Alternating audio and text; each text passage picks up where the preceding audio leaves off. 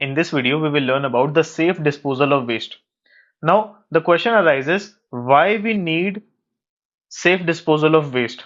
So, we generate enormous volumes of waste and it is piling up the world over is posing a great threat to the global environment. Okay, because more is the waste, more are the diseases. Almost all countries are facing problems of dealing with not only the great volume of waste material but also with their hazardous nature. Accumulation of waste is hazardous both for the environment and for us, that is our health as well. Therefore, it is required to dispose of waste safely. Now, the first step is basically collection and segregation. So, the waste is collected from different places and segregated into compostable, that is biodegradable waste like kitchen waste, leftover food, food residues, decaying fruit, vegetable, garden litter, cattle dung, and other organic waste. Okay, so we use dustbin for that. Now, recyclable waste like plastic, paper, metal, glass bottle, tin, newspaper, old books, and answer books. Non-biodegradable waste like tube light, torch, certain chemicals, automobile waste, various inorganic waste. Thus, the waste is segregated in this manner and is transported for dumping. Now, biodegradable waste, that is the kitchen or the farm waste, that are fruit, vegetable, dry leaf, decaying fruit and plant, they are consumed by domestic animals. Now, the excreta and the urine of these animals is decomposed by the microorganism and this enriches the soil. Now, it is used by the plants as a nutrient for their growth, and then they regrow the fruit, vegetable from plant and animal is again used by humans, and this process repeats like this. Okay, so it is like a cycle. Second is the transportation of waste. So the municipal corporation or other agencies engage in municipal waste management take away the segregated waste in big trolleys or vans like this to a place of its disposal.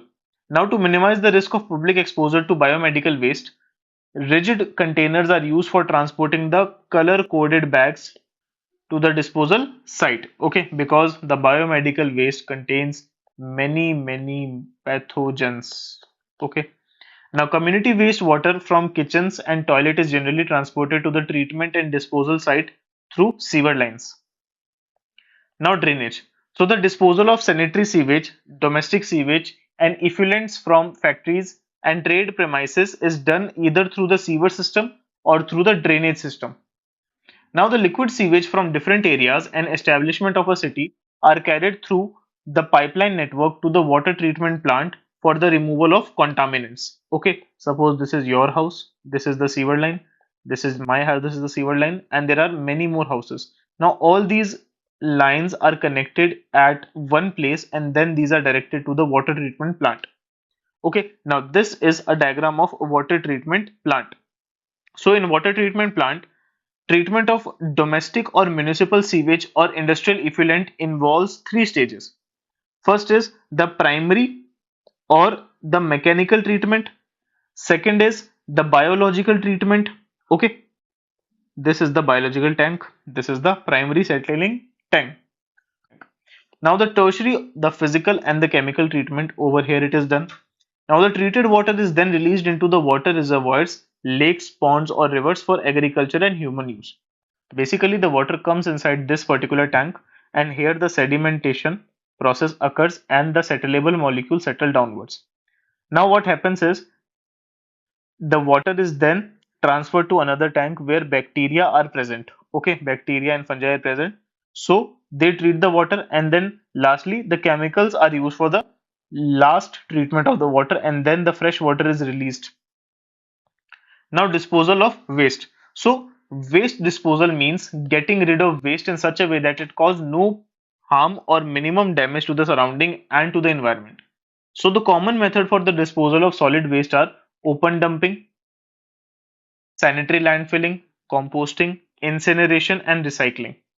Now, open dumping basically is a conventional, inexpensive, and widely used method of waste disposal. Okay, like this. Now, the solid waste are simply dumped in selected open areas of a town away from habitation. Okay. Now, the sanitary landfillings is dumping of waste at a low lying area and is compacted by rolling bulldozers over it. Okay.